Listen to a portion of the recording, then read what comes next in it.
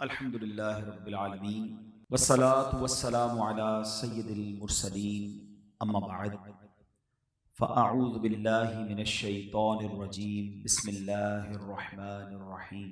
پڑھیے الصلاة والسلام علیک یا رسول اللہ وعلی آلک واصحابک یا حبیب اللہ. الصلاة والسلام علیک یا نبی اللہ وَعَلَىٰ آلِكَ وَأَصْحَابِكَ يَا نور اللہ.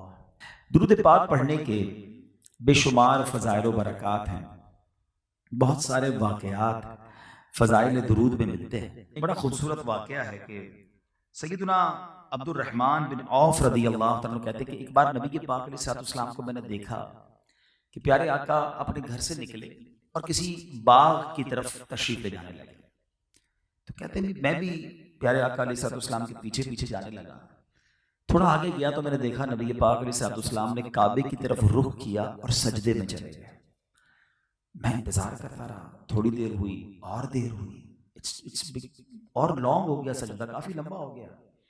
مجھے ڈر لگا کہ کہیں نبی پاک علیہ السلام کی اللہ کریم نے سجدے کی عالم میں ہی تو روح قبض نہیں فرما لی. اتنا طویل سجدہ.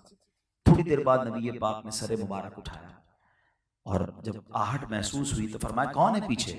کہ حضور عبد الرحمن. کہ عبد الرحمن کیا کام ہے؟ کہ حضور میں آپ کے پیچھے آ رہا تھا اور آپ نے سجدہ کیا اور اتنا لانگ اتنا طویل سجدہ کیا کہ مجھے یہ خوف ہونے لگا کہ کہیں آپ کی روح قبض تو نہیں ہو گئی. تو اللہ کے حبیب علیہ السلام نے جب اپنے صحابی کی یہ بات سنی تو انہوں نے اس کی ریزن بیان کیا کہ کیوں اتنا طویل سجدہ کیا.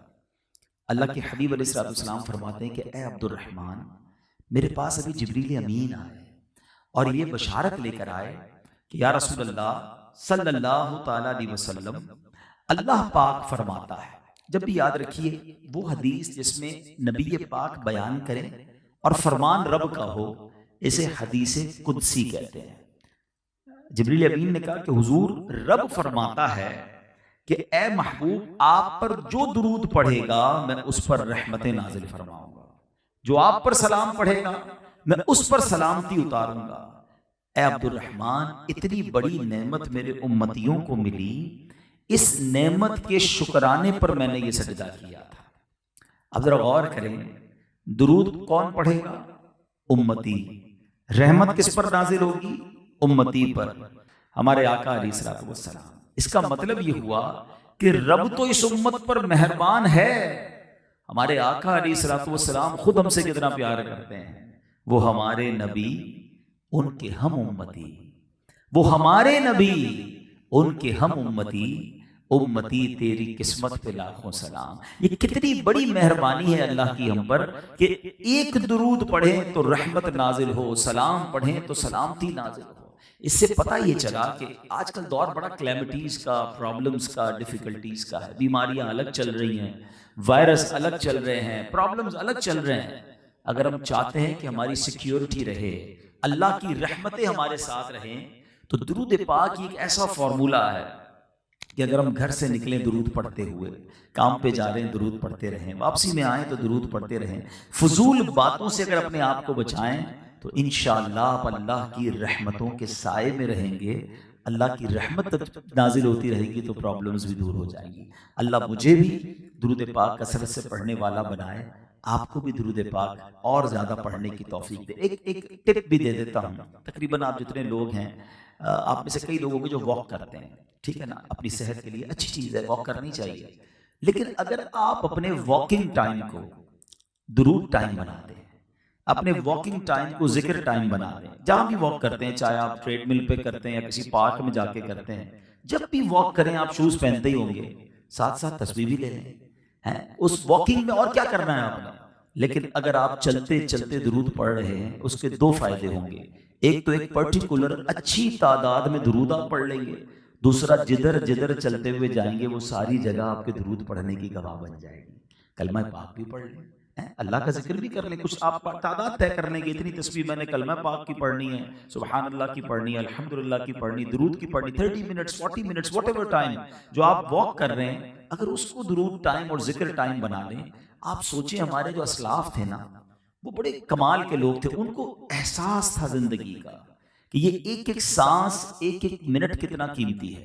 ایک بزرگ کے بارے میں آتا ہے، وہ جدھر سے گزرتے تھے نا اللہ کا ذکر کرتے ہوئے گزرتے تھے۔ ایک بار کسی سڑک سے گزرے، دوبارہ گزرے وہاں سے، تو کسی نے کہا ابھی تو آپ گئے تھے، کہا میں سڑک سے گزرا تھا مگر اللہ کا ذکر کرنا بھول گیا تھا۔ میں چاہتا ہوں کہ زندگی میں جہاں جہاں سے گزروں وہاں رب کا ذکر کرتے ہوئے جاؤں، وہ ساری جگہ میرے اللہ کے ذکر کی گواہ بن جائے۔ اور یہ اتنا ایفرٹ لیس نیکی ہے، ذرا مل کر کہیے سبحان اللہ، اب کہیے الحمدللہ، اب کہیے اللہ اکبر۔ کتنی دیر لگی؟ آئی تھنک 30 سیکنڈز بھی نہیں لگے، مگر آپ کو پتا ہے آپ نے 30 سیکنڈ میں کیا کما لیا؟ آپ جتنی بھی بڑی پوسٹ پہ ہوں، آپ کبھی اپنی پوری ارننگ جو بھی آپ مہینے میں کماتے ہیں، چاہے وہ ملینز میں ہو، اس کو کبھی کیلکولیٹ کیجئے گا کہ 30 سیکنڈ میں کتنے بنتے ہیں، تو وہ چند روپے ہی بنیں گے، چند 100 روپے ہی بنیں گے، کیونکہ پورے مہینے کی ہے نا۔ 30 سیکنڈز میں بلینر بھی چند 100 روپے ہی کماتا ہے، چند ہزار کما لے گا، مگر آپ کو اندازہ ہے آپ نے 30 سیکنڈ میں ابھی کیا کمایا ہے؟ میرے نبی کے سچے وعدے ہیں، جو ایک بار سبحان اللہ کہتا ہے اللہ اس کے لیے جنت میں درخت لگا دیتا ہے، ایک بار الحمدللہ کہے اس کے لیے جنت میں درخت لگ جاتا ہے، ایک بار اللہ اکبر کہے اس کے لیے جنت میں درخت لگ جاتا ہے within seconds۔ اور یقین کریں یہ نیکیاں جب انسان دنیا سے جائے گا نا، پھر اسے ریئلائز ہوگا کہ یا اللہ دوبارہ بھیج دے، میں اور نیکیاں کرنا چاہتا ہوں۔ جب اس کا اجر دیکھے گا تو فضول باتوں میں، سوشل میڈیا میں گھنٹوں ضائع کر دیتے ہیں۔ تو اپنے پورے دن میں کوئی ٹائم تو رکھیں ایسا کہ کچھ تلاوت کا ٹائم ہو، کچھ ذکر کا ٹائم ہو، کچھ درود کا ٹائم ہو۔ نماز تو پڑھنی ہے، تو انشاءاللہ اگر یہ شیڈول میں آپ نے شامل کر لیا تو یو فیل فریش۔ ہاں آپ دیکھیں گے یہ ذکر و درود آپ کو کتنا ریلیکس کر دے گا۔ اللہ مجھے بھی اپنے اور اپنے حبیب کے ذکر کرنے والی زبان عطا فرمائے اور آپ کو بھی نصیب فرمائے۔ آئیے مل کر ایک بار محبت کے ساتھ درود پاک پڑھ لیں۔ صلو علی الحبیب صلی اللہ تعالی علی محمد صلی اللہ علیہ وسلم۔ میں نے آج آپ کو دو بہت ہی خوبصورت واقعات سنانے ہیں، اور یہ دونوں واقعات بخاری شریف میں موجود ہیں، حدیث پاک کی سب سے مستند کتاب ہے، اور یہ دونوں واقعات سرور کائنات صلی اللہ تعالی علیہ وسلم نے اپنے صحابہ کو سنائے۔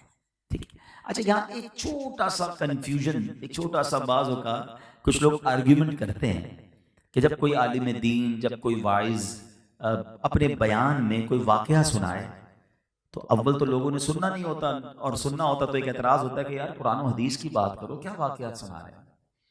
تو شاید انہوں نے خود قرآن و حدیث پڑھا نہیں ہے، کیونکہ قرآن میں 100 سے زیادہ واقعات ہیں۔ سورہ بقرہ کیا ہے؟ گائے کا واقعہ ہی ہے نا۔ سورہ یوسف کیا ہے؟ حضرت یوسف کا واقعہ ہے، بلکہ سورہ یوسف کو تو احسن القصص کہا گیا، بہترین، قرآن کے بہترین قصوں میں سے ایک قصہ۔ It means there are so many stories in Quran, more than 100 قرآن میں واقعات ہیں، اور میں جو آج واقعات آپ کو سنا رہا ہوں یہ بخاری شریف میں ہیں، اور نبی پاک علیہ الصلوۃ والسلام نے صحابہ کرام کو سنائے۔ What is the reason؟ کیوں واقعات سنایا کرتے تھے اور قرآن نے کیوں واقعات بیان کیے ہیں؟ اچھا آج بڑی ٹیکنالوجی کا دور، بڑا جناب ریسرچ کا دور ہے، ان تمام ریسرچ کے بعد یہ بات سامنے آئی ہے کہ ہمارے اسکول ہوں، کالجز ہوں، بچوں کی مانٹنسری بھی ہوں، اگر کوئی بات بچوں کو سمجھانی ہے تو اس کے متعلق پہلے کوئی کہانی سنانی ہے۔ کیوں؟ انسان کی یہ سائیکی ہے کہ وہ کسی سٹوری کے ذریعے، کسی واقعے کے ذریعے بات کو اور اچھے انداز سے سمجھتا ہے۔ تو انشاءاللہ امید ہے آئندہ کنفیوژن نہیں ہوگی۔ بہرحال میں تو بخاری شریف کا واقعہ، اور وہ بھی نبی پاک نے صحابہ کو سنایا۔ بنی اسرائیل میں 3 لوگ تھے، حدیث پاک کا خلاصہ ہے، اور ان 3 لوگوں میں 3 پرابلمز تھے۔ ایک برس کا مریض تھا، برس کہتے ہیں جس کے جسم پر وائٹ داغ لگ جاتے ہیں، پورا جسم وائٹ ہو جاتا ہے۔ ایک تھا جس کے بال ہی نہیں آتے تھے، گنجا تھا، اور ایک اندھا تھا۔ ان تینوں کی اللہ کریم نے آزمائش فرمائی، ایک فرشتہ بھیجا، وہ برس کے مریض کے پاس گیا اور جا کر کہا کہ تمہاری کیا خواہش ہے؟ کہتا بس میری ایک ہی خواہش ہے، میرے یہ داغ دور ہو جائے، میری جسم باڈی بیوٹیفل ہو جائے، بڑا عجیب سا میرا چہرہ ہو گیا ہے، میری باڈی بڑی عجیب سی ہو گئی، اللہ کرے یہ دور ہو جائے۔ فرشتے نے اس پر ہاتھ پھیرا، وہ بالکل کلیئر ہو گیا، ٹھیک ہو گیا۔ کہا اور مال کون سا اچھا لگتا ہے؟ کہتا مجھے اونٹ بڑے پسند ہیں۔ تو اس کو 10 حاملہ اونٹنیاں فرشتے نے دے دی جس میں بچے بعد میں ہونے تھے۔ آگے گیا تو گنجا ملا جس کے بال ہی نہیں آتے تھے۔ کہا تمہاری کیا خواہش ہے؟ بس ایک ہی خواہش ہے، بال آ جائیں اور یہ بیماری دور ہو جائے۔ فرشتے نے اس پر دم کیا، اس کے بال آنا شروع ہو گئے۔ کہا اور کیا چاہیے؟ کہا مجھے گائے بڑی پسند ہے، تو اس کو حاملہ گائے دے دی۔ اور آگے گیا تو وہ تیسرا اندھا تھا۔ کہا تمہیں کیا چاہیے؟ کہا بس آنکھیں چاہیے، اس سے بڑی کیا نعمت ہوگی، اندھا ہوں میں۔ اس کی آنکھوں پر دم کیا، اس کو آنکھیں آ گئی۔ ہیں، اور کہا اور مال کیا چاہیے؟ تو کہا مجھے بکریاں بڑی پسند ہیں. اس کو حاملہ بکریاں دے دی اس نے. اللہ کا کرنا ایسا ہوا کہ تینوں کے مال میں بھی بڑی برکت ہوئی. حدیث پاک میں آتا ہے کہ اونٹنی والے کے پاس، برس والے کے پاس اونٹنی کی وادی بھر گئی. اتنی اونٹنیاں ہو گئی تھوڑے دنوں میں. اور جو بال جس کو چاہیے تھے بال تو آ گئے، اور اس کے پاس بکریاں ہی بکریاں، پورے ریوڑ کے ریوڑ بن گئے. اور جس کو آنکھیں چاہیے تھی اس کو آنکھیں بھی مل گئیں، اور اس کے پاس بھی گائیں کی جو ہے نا فراوانی ہو گئی. Now they become well off, پیسے والے ہو گئے، اس زمانے کے بلینرز ہو گئے. اب وہ فرشتہ تھوڑے عرصے بعد پھر گیا، برس کا مریض بن کر. فرشتہ اس کی جو اپیرنس تھی وہ خود بھی، اب وہ برس کے جو مریض کے داغ ہوتے ہیں نا، اسی چہرے میں اس بندے کے پاس گیا اور کہتا بھائی میں بڑا پریشان ہوں، دیکھو میں برس کا مریض ہوں، کھانے کو بھی کچھ نہیں ہے، مسافر بھی ہوں، اتنی اونٹنیاں ہیں تمہارے پاس، ایک اونٹنی مجھے دے دو. وہ کہتا نہیں میں تمہیں تو نہیں دے سکتا. کہ تم وہی نہیں جس کے پاس کچھ بھی نہیں تھا، اللہ کریم نے پچھلے دنوں تمہارے دن اچھے کیے ہیں. وہ بندہ کہتا ہے نہیں میں تو خاندانی پیسے والا ہوں. اپنی اوقات بھول کر وہ کہتا ہے میں تو یہ سب میرے آباء و اجداد کا مال ہے، میں تو پہلے سے ویل آف ہوں، میں تو بالکل ٹھیک تھا. تم وہ نہیں جس کو بیماری تھی؟ کہتا نہیں.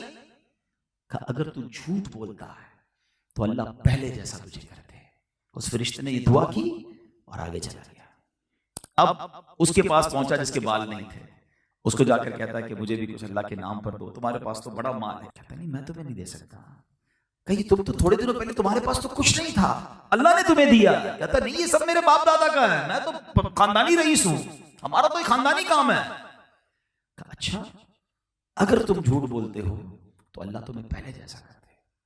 حدیث پاک میں آتا ہے وہ فرشتہ جو ہے اندھا بن کر اب اس اندھے کے پاس گیا. کہا کہ بھائی میرے پاس آنکھیں نہیں ہیں، میرے پاس کچھ بھی نہیں ہے، تمہیں اللہ نے بڑا نوازا ہے، اتنے سارے تمہارے پاس جانور ہیں، اتنی بکریاں، ایک بکری مجھے دے دو. اندھا کہتا ہے تم صحیح کہتے ہو، میں بھی تھوڑے دنوں پہلے اندھا تھا، میرے پاس کچھ نہیں تھا، یہ آنکھیں بھی مجھے میرے رب نے دی ہیں، یہ مال بھی میرے رب نے مجھے دیا، تمہیں جو چاہیے اس میں سے لے لو، مجھے بالکل اچھی طرح احساس ہے کہ اندھا کیسے زندگی گزارتا ہے. فرشتے نے کہا مجھے چاہیے کچھ نہیں. اس کو برکت کی دعا دی اور وہ چلا گیا. اب یہ حدیث پاک جو ہے نا، یہ اس قدر ہم سب کے لیے اس میں میسج اور درس ہے. اچھا وہ دونوں برباد ہو گئے. جس کو کہا نا فرشتے نے کہ اگر تم جھوٹے ہو تو پہلے جیسے ہو جاؤ، وہ واپس پہلے جیسے ہو گئے، ساری نعمتیں چلی گئیں. مگر اس واقعے سے دو باتیں سیکھنے کو ملی کہ انسان کو کبھی اپنی اوقات نہیں بھولنی چاہیے. آج میں اور آپ جو کچھ ہے نا، یہ فقط رب کی عطا ہے، ہماری کوئی ہوشیاری نہیں ہے. ہمارے وہی دو کان ہیں جو فقیر کے ہوتے ہیں، وہی دو آنکھیں جو اس کے پاس بھی ہیں. ایک غریب آدمی سگنل پر ہماری گاڑی کھلتی ہے تو ہماری گاڑی پر وائپر لگاتا ہے، اس کا کوئی قصور نہیں ہے کہ آج وہ وائپر والا اور میں اے سی گاڑی میں بیٹھنے والا ہوں. یہ صرف میرے رب کی مہربانی ہے، اس میں ہمارا کوئی کمال نہیں ہے. مگر کبھی کبھی انسان کو یہ باتیں یاد نہیں رہتی، وہ سمجھتا ہے سب میں نے کیا ہے، یہ میری عقل ہے. نہیں جناب، اگر ہوشیاری سے ہی پیسے ملتے ہوتے، عقل سے پیسے ملتے ہوتے تو سارے دنیا کے پروفیسر اربوں پتی ہوتے. ایسا نہیں ہے. پیسہ عقل ہوشیاری سے نہیں، مقام عقل ہوشیاری سے نہیں، اللہ کی عطا ہے.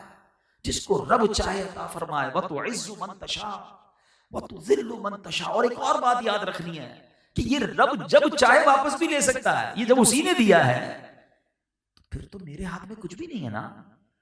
جو جتنا شکر ادا کرتا ہے، جو جتنا اللہ کا احسان مانتا ہے، جتنا ڈاؤن ٹو ارتھ رہتا ہے، اس کی نعمتیں، اس کی رحمتیں اتنی بڑھتی ہیں. اور جو عقل کہتے ہیں نا اس کی ٹور ہی بدل جائے، اس کا سٹائل ہی بدل جاتا ہے، اس کو پھر برباد ہونے سے بھی کوئی نہیں روک سکتا. اور یہ نعمتوں میں اضافے کا فارمولا بھی یہی ہے. اللہ نے قرآن میں فرمایا لَإِن شَكَرْتُمْ لَأَزِيدَنَّكُمْ. تم میرا شکر ادا کرو میں تمہیں اور عطا کروں گا.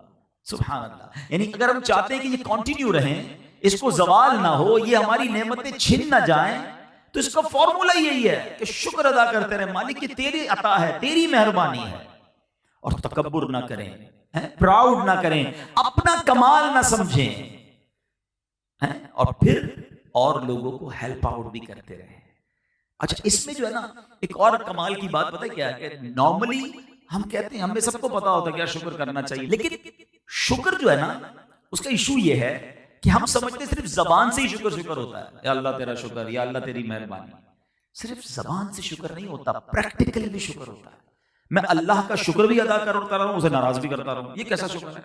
مثال کے طور پہ آپ کا ایک ملازم ہو، آپ کے پاس آئے کہ صاحب مجھے کچھ قرضہ چاہیے، کوئی ہیلپ چاہیے، آپ نے کہا چلو بیٹا میں نے تمہاری ہیلپ کر دی.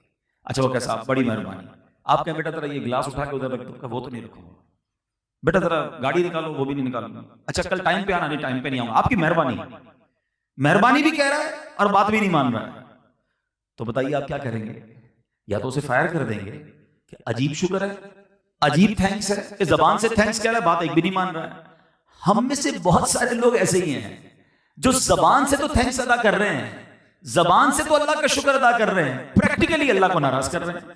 نہ نماز پڑھ رہے ہیں. نماز ایکچولی پوری باڈی کا شکر ہے، آنکھوں سے لے کر، سر سے لے کر، ہاتھ سے لے کر، پیر سے لے کر، یہ پوری باڈی کا شکر ہے کہ یا اللہ آنکھیں دی، پیر دیے، ہاتھ دیے، سب تیری بارگاہ میں جھکا رہا ہوں. اتنی سی دیر لگتی ہے نماز میں، اس کا ٹائم نہیں ہمارے پاس. فرمایا حرام نہ کماؤ، حرام کما رہے ہیں، حلال کے قریب نہیں جا رہے. یہ کیسا شکر ہے؟ ایکچولی شکر اللہ کی اطاعت کا نام ہے. یقیناً زبان سے شکر ادا کرنا ہے، مگر لاجیکلی بھی آپ کو سمجھ آتا ہے کہ شکر یہ ہے کہ جس نے دیا ہے نا اس کو ناراض نہ کریں. ہونا کیا چاہیے ویسے ذرا آپ تھوڑا سا سوچتے ہیں؟ اللہ عطائیں بڑھائے تو ہمیں سجدے بڑھانے چاہیے نا، ہمیں صدقے بڑھانے چاہیے، ہمیں شکر بڑھانا چاہیے. مگر ادھر حال یہ ہے کہ بندے کے بعد جب تھوڑا ہوتا ہے نا تو وہ ابھی بھی کچھ نہ کچھ اللہ کی بات مان رہا ہوتا ہے. جیسے جیسے بڑھتا جاتا ہے ویسے کل پرزے نکلنا شروع ہوتے ہیں. بندہ کہتا ابھی تو دن آئے عیش کرنے کے، ابھی تو موج کرنے کے دن آئے. کتنے ٹائم سے رکا ہوا تھا بھائی، مال ہی نہیں تھا، پیسہ ہی نہیں تھا، مقام ہی نہیں تھا، ابھی تو ٹائم آیا ارمان پورے کرنے. یہ بہت بڑی بے وقوفی ہے. عقل مندی یہ ہے کہ وہ عطائیں بڑھائے تو ہم سجدے بڑھائے.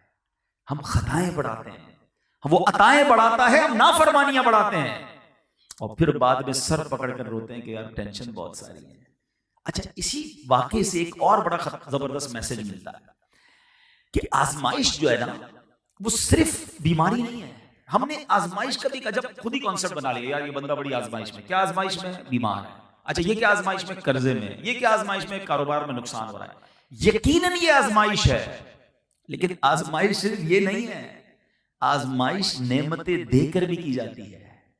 ان تینوں کے ساتھ کیا ہوا تھا؟ ان کو تو دیا، جو مانگا وہ دیا نا اللہ نے، اور یہی تو چیکنگ تھی. ہم میں سے ہو سکتا ہے یہاں کوئی بیچارہ بیماری میں، اللہ کرے نہ ہو، بیماری میں نہیں ہوگا، یا کسی قرضے میں نہیں ہوگا، کسی بزنس پرابلم میں نہیں ہوگا. ہم سمجھ رہے ہیں ہم ٹھیک ہے. ہمیں جو اتنی ساری نعمتیں دی گئی ہیں نا یہ بھی آزمائش ہے. یہی تو چیکنگ ہو رہی ہے کہ دے رہے ہیں تو فرما بردار بن رہا ہے یا نافرمان بن رہا ہے. ایک بڑی پیاری بات علماء سے سوال کیا گیا کہ ہمیں کیسے پتا چلے، ہاؤ وی کین جج کہ جو مجھے ملا ہے یا مل رہا ہے یہ نعمت ہے یا آزمائش ہے. کوشچن ہے نا. بندہ کچھ بھی نہیں کر رہا پھر بھی ترقی پہ ترقی، کاروبار بڑھتا ہی جا رہا ہے، عہدے بڑھتے ہی جا رہے ہیں، ایک کمیٹی کا چیئرمین دوسرا کا بھی چیئرمین، ادھر بھی آگے ترقی. پتہ چلا نہ اللہ کی کوئی فرما برداری کر رہا ہے، ترقیاں ہو رہی ہیں. اب بندہ کہتا ہے نعمتیں مل رہی ہیں. تو یہ کیسے ٹیسٹ ہو سکتا ہے کہ جو مجھے مل رہا ہے یہ نعمت ہے یا آزمائش ہے؟ اس کا بڑا خوبصورت جواب علماء نے دیا. فرمایا یہ چیک کر لو کہ جو تمہیں مل رہا ہے اس کے ملنے کے بعد تم اللہ سے قریب ہو رہے ہو تو سمجھ لو یہ نعمت ہے، اور مل بھی رہا ہے اور تم رب سے دور بھی ہو رہے ہو سمجھ لو یہ آزمائش ہے. اب میں اور آپ یہ چیک کر لیں کہ میں جب کم چیزیں تھی میرے پاس، جب ویلتھ کم تھی یا ہیلتھ کم تھی یا سورسز کم تھی، ریسورسز کم تھی، نام کم تھا، شہرت کم تھی، تب میں اللہ کے قریب تھا، یا یہ بڑھتی گئی اور میں رب سے دور تو نہیں ہوتا گیا؟ اس کا مطلب تو مجھے ڈھیل دی جا رہی ہے، اس کا مطلب تو مجھے ٹیسٹ کیا جا رہا ہے. تو please come on right path. عقل بھی یہی کہتی ہے، لاجک بھی یہی کہتی ہے. جس درخت پر جتنے پھل لگتے ہیں نا وہ درخت اتنا ہی جھکتا ہے، وہ اکڑتا نہیں ہے کہ دانا خاک میں مل کر گلے گلزار ہوتا ہے. عاجزی، انکساری، ہمبل، لوگوں کے ساتھ اچھا برتاؤ، چھپ جائے بندہ. اور کبھی کبھی اکیلے میں آنسو بھی بہائے کہ مالک اس قابل نہیں جو تو نے دے دیا، میری تو کوئی ایسی اچھا عمل نہیں ہے. سوچئے نا ہم جب کبھی کسی کو ہیلپ کریں، صدقہ دیں، خیرات دیں، زکوٰۃ دیں تو لوگ اتراتے ہیں، پراؤڈ کرتے ہیں، میں اس کو دے رہا ہوں، میں اس کی ہیلپ کر رہا ہوں. بھائی یاد ہے نا میں نے تیرا کام کیا تھا، تجھے زکوٰۃ دی تھی، تیرے بچی کی شادی کرائی تھی. خدا را کبھی یہ نہ کرنا. خدا کی قسم اللہ کی راہ میں خرچ کر کے سجدہ کرنا چاہیے کہ مولا تیری مہربانی، تو نے دینے والا بنایا، مانگنے والا نہیں بنایا.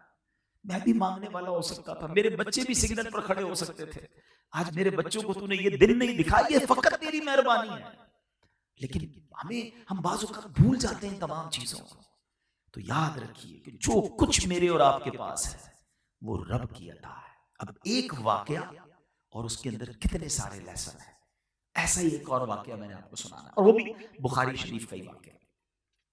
پیارے آقا علیہ السلام نے اپنے صحابہ کو سنایا کہ 3 دوست تھے اور کسی ٹریول پر گئے، اور جب ٹریول پر گئے تو راستے میں رات کا وقت ہو گیا، ان کو آرام کرنے کی ضرورت محسوس ہوئی. تو اب آج کل تو ہم راستے میں کہیں آرام کرنا ہو تو ہوٹل موٹلز بہت ساری چیزیں ہوتی ہیں، بندہ گاڑی بھی روک کے آرام کر لیتا ہے. اس زمانے میں تو ایسا نہیں تھا. تو وہ ایک غار میں انہوں نے پناہ لی، کیو کے اندر، اور غار کو صاف کیا اور سو گئے کہ صبح اٹھ کے پھر آگے سفر کریں گے. اور یہ واقعہ نبی پاک علیہ السلام سے بھی پچھلے دور کا، it means thousands year ago، بہت پرانی بات ہے. تو اس زمانے میں تو کوئی ایسا ٹیکنالوجی تو تھی نہیں. اب ان کے ساتھ معاملہ یہ ہوا کہ جب وہ غار میں سوئے تو ایک بڑا سا پتھر جو ہے، چٹان جس کو ہم آج کل لینڈ سلائڈنگ کہتے ہیں، وہ پتھر پہاڑ سے گرا اور اس نے اس غار کے منہ کو بند کر دیا، کلوز کر دیا. اب ان تینوں دوستوں نے سمجھ لیا کہ یہ تو ہماری زندگی اب اینڈ ہوگی. اب کس کو بتائیں گے؟ وہ ٹیلی فون کا زمانہ تو تھا نہیں، انٹرنیٹ تو تھا نہیں کہ لوکیشن شیئر کر دیں گے، فون کر دیں گے ادھر پھنسے ہوئے بھائی 1122 والوں کو لے کر آئے ہمیں نکالے. nobody knows where are they. اب انہوں نے سوچ لیا کہ ہماری زندگی ختم، اب کہاں سے نکلیں گے؟ ساری رات تو کیا کئی دن اس میں قید رہیں گے. بڑی جان لگایا کہ پتھر 1 انچ بھی نہ ہلا، بہت بڑی راک تھی. اب ان 3 دوستوں نے بڑا کمال کا فیصلہ کیا. کہتے ہیں یار جان تو اب لگتا ہے گئی، ایک ٹرائی کرتے ہیں، باری باری اللہ کی بارگاہ میں دعا کرتے ہیں، ٹھیک، اور اپنے ہی کسی نیک عمل کا واسطہ اللہ کو پیش کرتے ہیں. اللہ کریم ہے، وہ رحیم ہے، وہ کرم کرے گا تو نکل جائیں گے. ایک دوست نے ہاتھ اٹھایا، اللہ کی بارگاہ میں دعا کرتا ہے، یا اللہ میں ایک مزدور آدمی ہوں، لکڑیاں کاٹتا ہوں جنگل میں، مگر میرا ایک روز کا روٹین ہے، معمول ہے کہ جب میں گھر آتا ہوں تو بکریوں کا دودھ نکال کر پہلے اپنے ماں باپ کو پیش کرتا ہوں، پھر اپنے بچوں کو پلاتا ہوں. ایک رات میں آیا تو مالک دیر ہو گئی تھی، والدین میرے سو گئے تھے، تو میں والدین کے سرہانے دودھ کا پیالہ لے کر کھڑا رہا. بچے کہتے بھی تھے بابا جان ہمیں پلا دو، میں نے کہا نہیں، پہلے امی ابو کو پلاؤں گا. میں کھڑا رہا، والدین سوتے رہے. جب ماں باپ کی لیٹ نائٹ صبح کے وقت آنکھ کھلی، میں نے انہیں دودھ پلایا، پھر اپنے بچوں کو پلایا. میرے مولا جو میں نے اپنے ماں باپ کی یہ خدمت کی تھی، اگر یہ تیری رضا کے لیے تھی، آج اس مصیبت سے نکال دے. حدیث پاک کے الفاظ ہیں کہ وہ راک، وہ چٹان جو تھی، وہ تھوڑا سا اپنی جگہ سے سرک گئی. دوسرے بندے نے ہاتھ اٹھایا، کہتے یا اللہ میرے خاندان میں ایک میری کزن تھی، مجھے وہ پسند بھی تھی. ایک دن وہ میرے پاس آئی اور اس نے مجھے کہا کہ مجھے کچھ پیسوں کی ضرورت ہے. غریب تھی، اس کو کچھ لون چاہیے تھا. مجھ پر شیطان نے حملہ کیا. میں نے کہا پیسے تو دے دوں گا مگر تمہیں میرے ساتھ ایک غلط کام کرنا ہوگا. وہ کہتی ایسا نہ کرو، اللہ دیکھ رہا ہے، ایسے غلط کام مت کرو. کہتا یا اللہ میرے پاس اتھارٹی بھی تھی، کوئی دیکھنے والا بھی نہیں تھا، مگر مالک فقط تیرے خوف سے میں نے اس لڑکی کو چھوڑ دیا، میں نے گناہ نہیں کیا. اے اللہ اگر میں نے یہ کام تیری رضا کے لیے کیا تھا تو میرے مولا اس غار سے نکال دے. حدیث پاک کے الفاظ ہیں وہ چٹان تھوڑی سی اور سرک گئی. تیسرے بندے نے ہاتھ اٹھایا، اللہ سے عرض کی مولا میرے پاس ایک مزدور آیا تھا مزدوری کرنے، بھول کے چلا گیا، اپنی مزدوری نہیں لے کر گیا. تھوڑے عرصے بعد آیا کہ بھائی میں آپ کے پاس کام کر کے گیا تھا، میرے پیسے رہ گئے تھے، میں نے اس کے پیسے سنبھال کر اپنے کاروبار میں لگا دیے. میرا مویشی کا کاروبار تھا. میں نے کہا جتنے جانور ہیں نا یہ سارے تیرے، تو لے جا. وہ کہتا ہے مذاق کیوں کرتے ہو، میرے تو تھوڑے ہی پیسے تھے. کہ میں نے تھوڑے پیسے اس کام میں لگائے، اتنے جانور ہو گئے، یہ سب تیرے، تو لے جا. وہ بندہ خوشی خوشی چلا گیا. میرے مالک اگر میں نے یہ کام تیری رضا کے لیے کیا تو میرے مولا آج ہم کو اس مصیبت سے نکال دے. نبی پاک صلی اللہ تعالی علیہ وسلم فرماتے وہ چٹان اور سرک گئی اور اتنا راستہ بن گیا کہ وہ تینوں باہر نکل گئے. اب یہاں 2-3 باتیں بڑی ریلیونٹ ہیں. ایک بات تو یہ، ایک کنفیوژن کلیئر کر دیتا ہوں، ایک عقیدہ کلیئر کر دیتا ہوں بخاری شریف کی حدیث کے ذریعے، کہ ان تینوں نے اللہ کی بارگاہ میں اپنے نیک عمل کا واسطہ وسیلہ پیش کیا. اور یہ واقعہ نبی پاک نے صحابہ کو سنایا. اٹ مینز نبی پاک بھی یہ مانتے اور جانتے تھے کہ اللہ کی بارگاہ میں نیک اعمال کا وسیلہ پیش کرنا دعا میں یہ جائز ہے، یہ درست ہے۔ تو اگر کوئی بندہ اپنے نیک عمل کا واسطہ یا وسیلہ اللہ کی بارگاہ میں دعا میں پیش کرے یہ جائز ہے، تو کوئی اگر سراپا نیک شخصیت کا وسیلہ پیش کرے تو اس میں کیا پرابلم ہے؟ کوئی غوث پاک کا وسیلہ پیش کرے، کوئی داتا حضور کا وسیلہ پیش کرے، کوئی صحابی رسول کا کرے، کوئی نبی پاک کا وسیلہ پیش کرے، تو اس میں کوئی حرج نہیں۔ یہ میں نے آپ کو بخاری شریف کی حدیث سنائی۔ اب آتے ان تینوں چیزوں کی طرف، ایک ایک دو دو منٹ میں چاہوں گا اس پر آپ کی توجہ لوں کہ ان تینوں بندوں نے کام کیا کیا تھا۔ پہلے نے کیا کیا تھا؟ اپنے ماں باپ کی خدمت کی تھی۔ ماں باپ جو ہے نا، یہ اللہ کی بہت بڑی نعمت ہے۔ خوش نصیب ہیں وہ میرے بھائی اور میری بہنیں جن کے ماں باپ اس وقت موجود ہیں۔ خدا را ان کی خدمت کیجیے، ان کی دعائیں لیجیے۔ یہ چلے جائیں گے نا پھر بہت یاد آئیں گے۔ پوچھو ان سے جن کے ماں باپ چلے گئے ہیں، یہ رحمتوں کا صاحبان ہیں، یہ ہاتھ اٹھائیں تو مصیبتیں ٹل جاتی ہیں۔ اتنی عظیم ہستیاں ہیں کہ احادیث میں مضمون آتا ہے کہ جو بچہ اپنے ماں باپ کو محبت کی نگاہ سے دیکھے اللہ اسے مقبول حج کا ثواب عطا فرماتا ہے۔ صحابی رسول نے بڑا ریلیونٹ کوسچن کیا، حضور کوئی اپنے ماں باپ کو 100 بار محبت سے دیکھ لے، گھر میں ہی ہوتے ہیں نا، بار بار بھی دیکھ سکتا ہے۔ اللہ کے حبیب نے فرمایا اللہ اکبر و اطیب، اللہ بہت بڑا اور پاک ہے، کوئی 100 بار دیکھے اللہ 100 حج کا ثواب عطا فرماتا ہے۔ اب ذرا سوچیں، محبت سے دیکھنے پر حج کا ثواب ہے تو خدمت کا ثواب کتنا ہوگا؟ دوائی دلانے کا ثواب کتنا ہوگا؟ ہاسپٹل لے جانے کا ثواب کتنا ہوگا؟ ویل چیئر چلانے کا ثواب کتنا ہوگا؟ تو جن کے ماں باپ موجود ہیں یہ تمہارے لیے مغفرت کا سامان ہے۔ حدیث پاک میں میرے آقا فرماتے ہیں ماں باپ ہی تیری جنت ہے، ماں باپ ہی تیری دوزخ ہے۔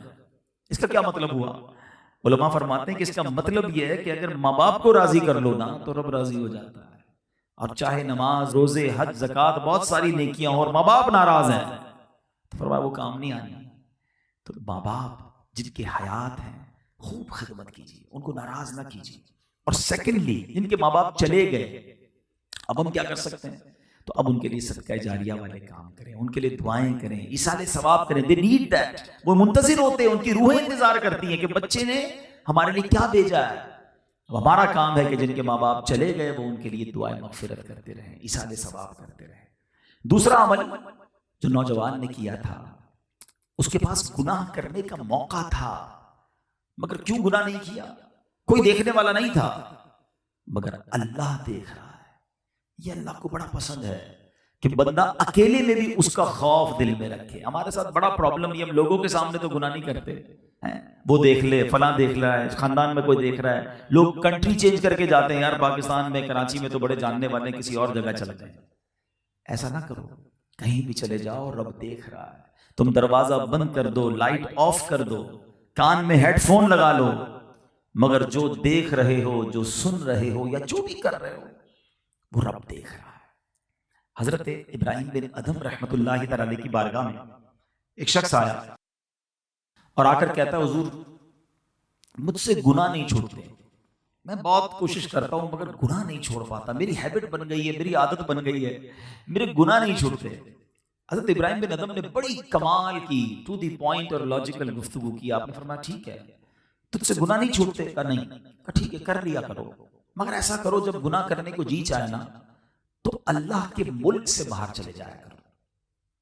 کہتا ہے حضرت یہ کیسے پاسبل ہے؟ جدھر بھی ایسٹ ویسٹ نارتھ ساؤتھ جدھر بھی جاؤں گا اللہ کا ہی ملک ہے، رب کی کائنات ہے۔ پھر تو اچھی بات نہیں نا بیٹا کہ جس کے ملک میں ہو اسی کی نافرمانی کرو۔ کہا اچھا ٹھیک ہے، گناہ کرنے کو جی چاہتا ہے؟ کہا بہت چاہتا ہے، کہ کر لیا کرو، مگر پھر اللہ کا رزق کھانا چھوڑو۔ کہتا حضرت یہ کیسے ہو سکتا ہے؟ جو بھی کھاتا ہوں، جو جہاں سے جو بھی ملتا ہے وہ اللہ کا ہی ہے نا، اللہ کا رزق کیسے چھوڑ سکتا ہوں؟ فرمایا اچھا پھر ایسا کرو تمہیں رب کی نافرمانی کرنے کا بہت جی چاہتا ہے، کر لو، مگر ایسی جگہ چھپ کر کرو جہاں اللہ نہ دیکھ رہا، اللہ کی نظروں سے چھپ کر گناہ کر لو۔ کہتا یہ بھی پاسبل نہیں ہے، ایسا کیسے ہو سکتا ہے کہ میں کسی ایسی جگہ کو تلاش کر لوں دنیا میں سی سی ٹی وی کیمرے لگے ہوتے ہیں، بندہ کہیں نہ کہیں ڈھونڈ لیتا ہے کہ یہاں کیمرہ سپاٹ نہیں ہے، لیکن there is no place in the world کہ میں جہاں چلا جاؤں اور رب نہ دیکھ رہا ہوں، اللہ کی قدرت ہے ہر طرف۔ کہا اچھا یہ بھی نہیں کر سکتے؟ کہا نہیں یہ بھی نہیں کر سکتا۔ کہا اچھا پھر یوں کرو جتنے گناہ کرنے کر لو، مگر جب موت کے وقت فرشتہ آ جائے نا قبض کرنے کے لیے روح تو اس کو منع کر دینا۔ کہا نہیں ابھی رک جاؤ میں نے توبہ کرنی ہے. کہتا حضرت یہ بھی پاسبل نہیں ہے. جو لمحہ، جو گھڑی، جو وقت لکھا ہے وہ تو مجھے فرشتہ قبض کر لے گا روح، مجھے کوئی چانس بھی نہیں ملے گا، پہلے سے نوٹس بھی نہیں ملے گا کہ میں توبہ کر لوں. کہا اچھا یہ بھی نہیں کر سکتے؟ کہا یہ بھی نہیں کر سکتا. اچھا پھر ایک کام کرو، جیسی مرضی عیاشی والی زندگی گزارنی گزار لو، قیامت کے دن فرشتے تمہیں کھینچ کر جہنم کی طرف لے جائیں تو منع کر دینا. کہا میں نہیں جاتا. کہتا حضور یہ کیسے پاسبل ہے؟ nobody have power to deny angels on the day of judgment. اس دن کون پاور رکھے گا کہ فرشتوں کو منع کر دے قیامت کے دن؟ اب آپ نے سمری بیان کی. آپ نے کہا بیٹا تم اللہ کا رزق کھانا چھوڑ نہیں سکتے، اللہ کے ملک سے باہر نکل نہیں سکتے، اللہ کی نظر قدرت سے چھپ نہیں سکتے، قیامت کے دن فرشتوں کو منع کر نہیں سکتے، موت کے وقت کو ٹال نہیں سکتے. پھر ایک ہی کام کر لو، گناہ کرنا چھوڑ دو، پھر نافرمانی چھوڑ دو. جب وہ سارے کام نہیں کر سکتے تو پھر ایک چیز تو کر سکتے ہو نا.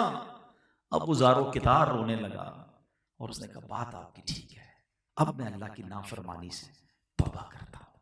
تو آج یہ میسج ہمیں لے کے جانا ہے کہ اس جو غار والے نوجوان نے دعا کی تھی نا کہ he have control on that girl، اس کے پاس چانس تھا برائی کرنے کا، مگر کیوں نہیں کیا؟ اللہ دیکھ رہا ہے.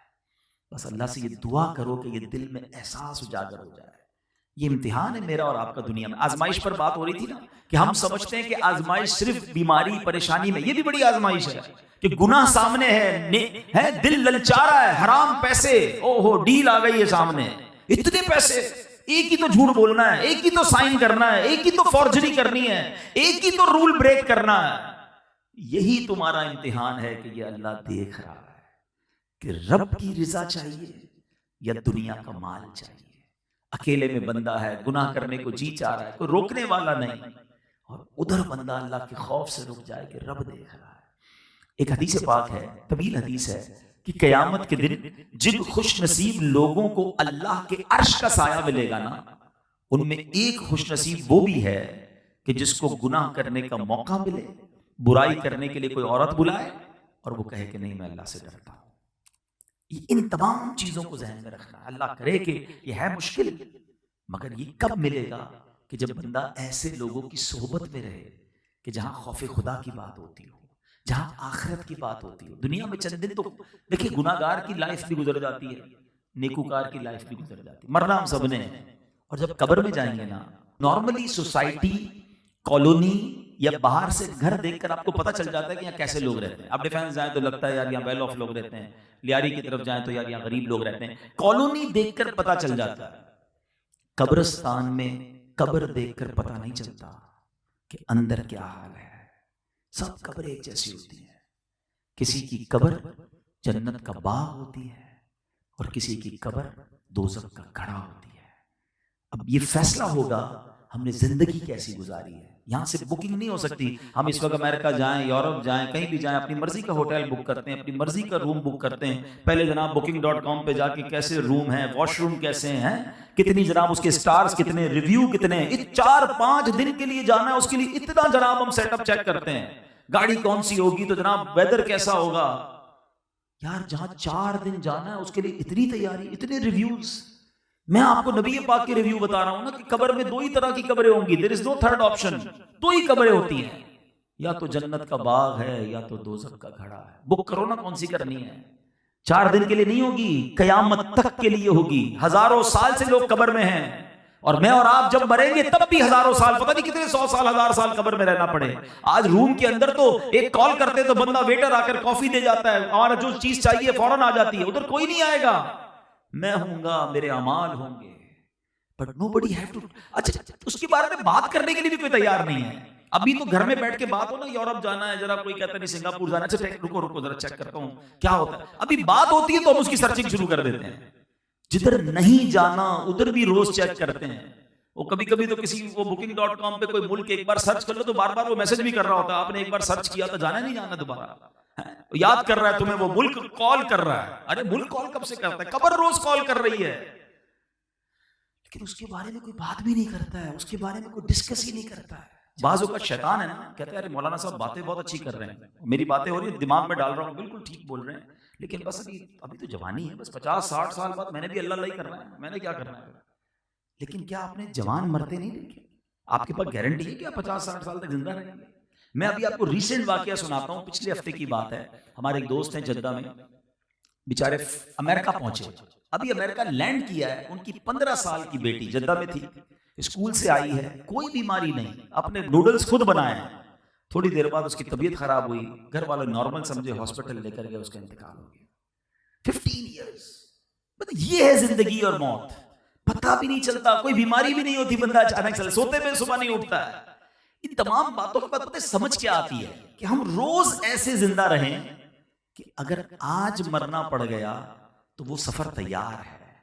قبر ایسی ہوگی کہ جنت کا باغ بن جائے گی. میں لائف ایسی گزاروں. دیکھیں مجھے اور آپ کو کوئی میسج نہیں آئے گا. آج کل ایک میسج آتا ہے کبھی کبھی موبائل کمپنیز کی طرف سے کہ یور ڈیٹا از گوئنگ، ختم ہونے والا ہے، آف ہونے والا ہے، جلدی سے ٹاپ اپ کر لیں، اپنا بیلنس ڈلوا لیں، کیونکہ تھوڑے ہی جی بی رہ گئے ہیں، تھوڑے ہی جناب آپ کے منٹس باقی رہ گئے ہیں. زندگی میں کوئی میسج نہیں آئے گا کہ جناب 3 دن رہ گئے، توبہ کر لیں، آج آخری دن ہے، اللہ کو یاد کر لیں. صبح بندہ گھر سے نکلتا ہے اور شام جنازہ گھر پہ آتا ہے. کیا ایسا نہیں ہوتا؟ ہمارے ساتھ ہوتا ہے، ہمارے دوستوں کے ساتھ ہوا ہے. تو کاش میں اور آپ تیار رہیں. آگاہ اپنی موت سے کوئی بشر نہیں، سامان 100 برس کا ہے، پل کی خبر نہیں. اور جو تیسرا بندے کا واقعہ تھا وہ کیا تھا کہ اس نے ایک مزدور کی مزدوری سنبھال کے رکھی، اچھی جگہ انویسٹ کی، جب وہ آیا تو اسے زیادہ کر کے دی. اللہ نے دعا سنی نا، غار سے نکل گیا نا. یہ ہم نے بھی سیکھنا ہے. بعض اوقات ہوتا ہے انسان ہمارے پاس کوئی پیسے بھول جاتا ہے، کسی کی امانت ہوتی ہے ہماری طرف اور ہمیں خیال ہی نہیں ہوتا. ہم کہتے ہیں ٹھیک ہے بھول گیا تو کیا. اچھا بعض اوقات لوگ کہتے ہیں کسی کے ہیں بھی تو کیا کر لے گا، بگاڑ تو نہیں سکے گا.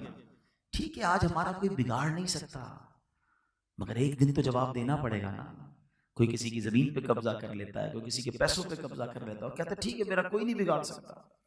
آج تمہارا کوئی نہیں بگاڑ سکتا، مگر ایک دن ہوگا جب ظالم کا گریبان ہوگا اور مظلوم کا ہاتھ ہوگا، اور اللہ مظلوم کے ساتھ ہوگا. مظلوم جب میں نے پچھلے دنوں پنجاب گیا تو ایک بڑا پیارا جملہ سیکھنے کو ملا. وہ کہتے ہیں طاقتور سے نہ ڈرو، ماڑے آدمی سے ڈرو. جو کمزور ہوتا ہے نا اس سے ڈرو، کیونکہ طاقتور وہ طاقتور تم کو میں اس سے زیادہ طاقتور ہوں.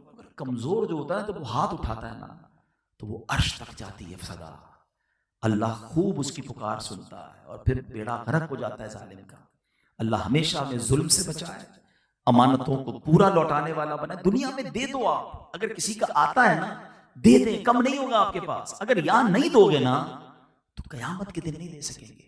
وہاں پیسے نہیں چلیں گے، وہاں نیکیاں چلیں گی.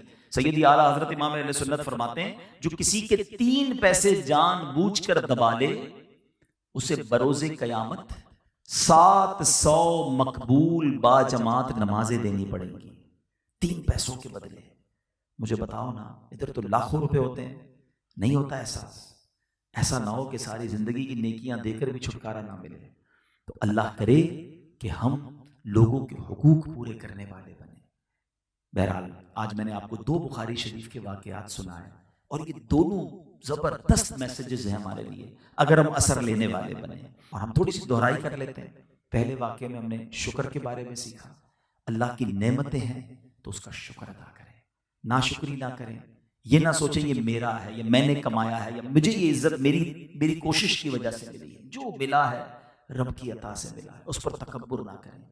اور دوسرے واقعے میں ہمیں سیکھنے کو ملا 3 باتیں: ماں باپ کا ادب، اکیلے میں بھی گناہ سے بچنے کی کوشش، اور 3rd امانتیں پوری لوٹائیں، کسی کا حق نہ دبائیں.